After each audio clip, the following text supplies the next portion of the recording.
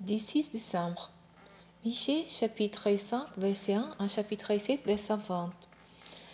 Et toi, Bethléem Ephrata, bien que tu sois petit parmi les villes de Juda, de toi il sortira pour moi celui qui régnera sous Israël.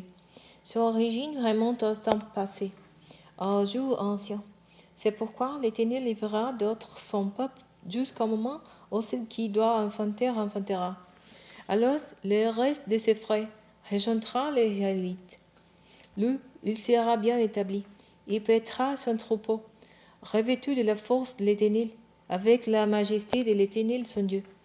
Et les gens de son peuple seront bien installés, car on reconnaîtra désormais sa grandeur jusqu'aux confins du monde. Et lui, nous défendons notre épaisse. Ainsi, au cas où les Syriens entreraient dans notre épée, ou ils pénétreraient dans nos palais, nous aurons à lui opposer suffisamment des dirigeants, des chefs et même davantage. Ces chefs domineront un jour avec les glaives. L'épée de Nimrod sera soumise à leur épée. Et lui, il nous délivrera ainsi des Assyriens en cas où celui-ci entrerait dans notre épée, ou lui mettrait l'épée sous notre territoire. Le reste de Jacob sera parmi de nombreux peuples, semblable à la rosée qui vient de l'Éternel, aux auvès tombant sous l'herbe. Il ne dépendant en rien de l'homme et n'attendant rien des humains. Le reste de Jacob sera au milieu des nations, parmi de nombreux peuples, semblable à un lion parmi les animaux des bois, ou un lionceau parmi des troupeaux de moutons. Car lorsqu'il passait, il fut en speed et il déchire sans que personne n'ait pu se délivrer. Ainsi ta main s'élèvera contre tes adversaires, et tous tes ennemis seront exterminés. En ces jours-là, l'Éternel le déclare: je ferai disparaître tous les chevaux de guerre de ton pays, et j'anéantirai tes chars. Je ferai disparaître les cités fortifiées de ton pays, et je revincerai toutes tes forteresses. Je ferai disparaître des chétons, peuple tout acte de sorcellerie, et tu n'auras plus de devant. Je ferai disparaître du milieu de ton peuple de tes idoles sculptées et tes îles sacrées. Et tu cesseras de te prosterner devant les dieux que tu t'es fabriqués. J'arracherai de chez ton peuple toutes tes petites sacrées, vous Assyra, je détruirai tes villes. Dans ma colère et ma fureur, je ferai peur tous les peuples qui ne m'auront pas obéi. Écoutez donc ce que dit l'Éternel. Lève-toi et t'engage un procès devant les montagnes et que les collines t'entendent. Écoutez donc, montagnes, fondements et mouards de la terre, les plaidoyers de l'Éternel. Que l'Éternel est en procès avec son peuple. Il va plaider contre Israël. Que t'ai-je fait, mon peuple? Et quoi t'ai-je laissé? Réponds-moi donc. T'ai-je laissé en te faisant sortir d'Égypte et en te délivrant de ses pays, où tu étais esclave, et en envoyant devant toi Moïse, Aaron et Myriam? Souviens-toi donc de ce qu'avait tramé Balak, roi de Moab, et de ce que lui répondit Balaam, le fils de Béor. Souviens-toi du chemin que tu as parcouru de Sittim à Gilgal, et reconnais que l'Éternel t'a fait justice.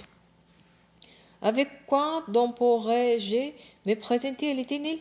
Et avec quoi m'inclinerai-je devant les dieux de la honte? Irai-je devant lui avec des holocaustes, avec des vœux âgés d'un an? L'Éternel vaudra-t-il des milliers de béliers, 10 000 torrents d'huile? Devrais-je sacrifier mon enfant premier-né pour payer pour ma transgression, l'enfant issu de moi pour expier ma faute? On te l'a enseigné, ô homme, ce qui est bien et ce que l'Éternel attend de toi, c'est que tu te conduises avec droiture, que tu prennes plaisir à la bonté et que tu vives dans l'humilité avec ton Dieu. L'Éternel s'adressa à la ville. La sagesse est la crainte. Alors écoutez la menace de votre châtiment, et c'est lui qui l'a décidé.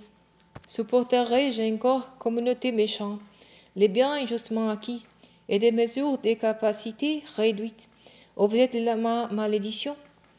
Laisserai j'ai impuni celui qui utilise des balances faussées et qui a dans son sac des poids troqués. Les riches de la ville en recourent à la violence. Ses habitants proférant des mensonges. Leur langue n'est faite que tromper. À mon tour, je vous frapperai jusqu'à vous en rendre malade. Je vous dévasterai à cause de vos fautes. Vous mangerez sans être rassasiés. Cela vous tordra les entrailles. Vous ferez des réserves. Vous n'en sauverez rien. Ce que vous sauveriez, je te livrerai à l'épée. Vous sèmerez sans pouvoir moissonner. Vous presserez l'olive, mais sans vous frotter l'huile. Vous foulerez les grappes, sans en boire de levain. Vous êtes résolu à suivre les préceptes d'Henri, et vous suivez l'exemple de toutes les pratiques de la maison d'Akab. Oui, vous vous conduisez selon le mode des pensées. C'est pourquoi je veux provoquer la destruction de votre ville. Je ferai de ses habitants un sujet de sarcasme. Vous porterez l'opprobre de mon peuple. Et là, malheur à moi, parce que je ressemble à celui qui viendrait chercher des foot en plein été, à celui qui grappille après les vendangeurs. Mais il n'y a pas un grappe que l'on pourrait manger, et pas une figue nouvelle dont j'ai si grande envie. Non, il n'y aurait plus dans l'épée d'hommes fidèles à l'Éternel, plus personne n'est droit, tout guettant l'occasion de répandre les sangs, et chacun traque son prochain et le détendant en piège. Pour commettre le mal, les mains sont bien expertes. Les dirigeants s'exigeant d'être présents, et les juges se déterminant en fonction de ce qu'en les paix. Les grands démettants les avisent pour satisfaire leur avidité. Ils sont ainsi cause commune.